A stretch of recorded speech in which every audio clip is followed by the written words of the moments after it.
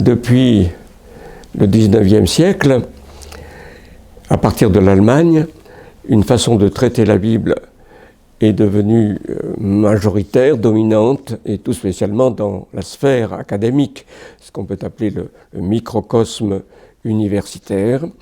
On l'appelle de divers noms, historico-critique, moderniste, libéral.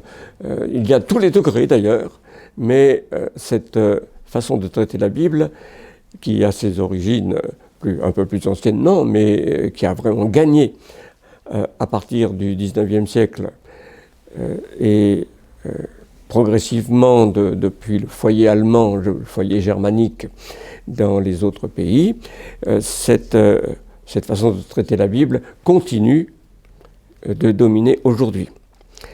Il y a assez souvent de grandes déclarations, des proclamations comme quoi il faut la dépasser, mais tous ceux qui la remettent en cause dans sa prétention de validité sont immédiatement classés du côté obscurantiste et j'assume, je crois que cela fait partie de ce que l'Épître aux Hébreux appelle l'opprobre du Christ. C'est ainsi, en tout cas, que je le perçois pour moi-même.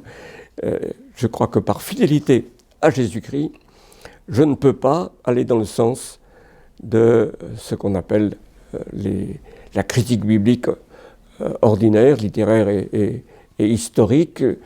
Alors, je n'en rejette pas tout, au contraire, je pense en avoir quand même recueilli pas mal de fruits, d'éclairages utiles, d'arguments intéressants, mais quand elle remet en cause la véracité des assertions que l'on trouve sous la plume des prophètes et des apôtres, sous la plume de leurs secrétaires, quand c'est l'autorité même du texte qui, au moins dans le détail des affirmations et des négations qui sont écrites, quand cette autorité est remise en cause, il y a pour moi un écart par rapport à la fidélité à Jésus-Christ.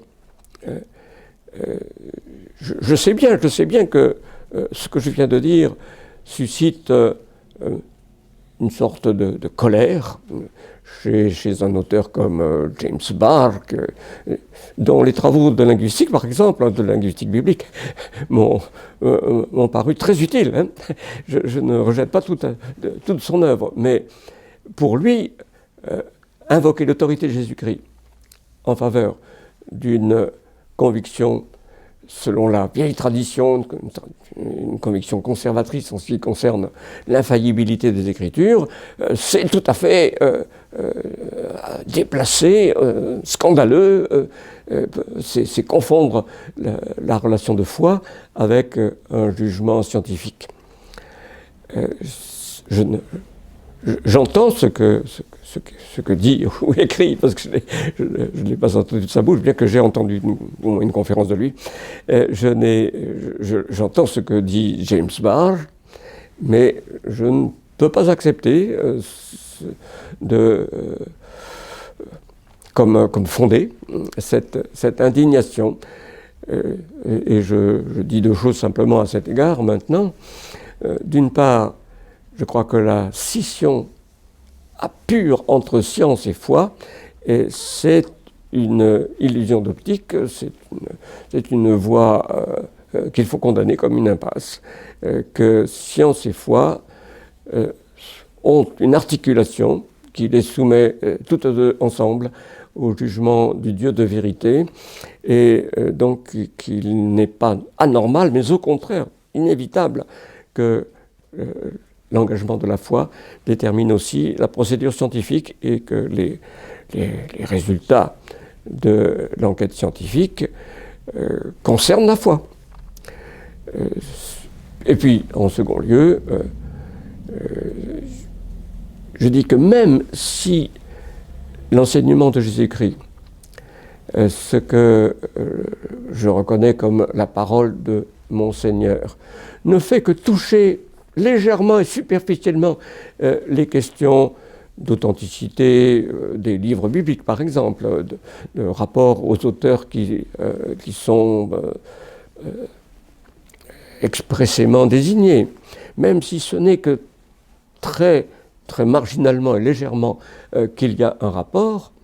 Si Jésus est Dieu lui-même, si c'est celui que je reconnais comme mon Seigneur, s'il y a cette absoluité dans la confession de la foi que j'ai en lui, alors même un détail de ce qu'il dit, même une remarque qui n'est que tangentielle, pèse plus lourd que tout le reste.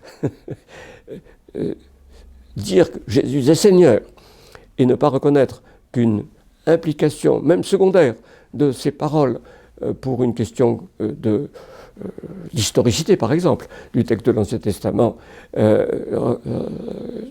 doit compter. Pour moi, en tout cas, c'est un décrochage inadmissible. Je ne pourrais pas y consentir.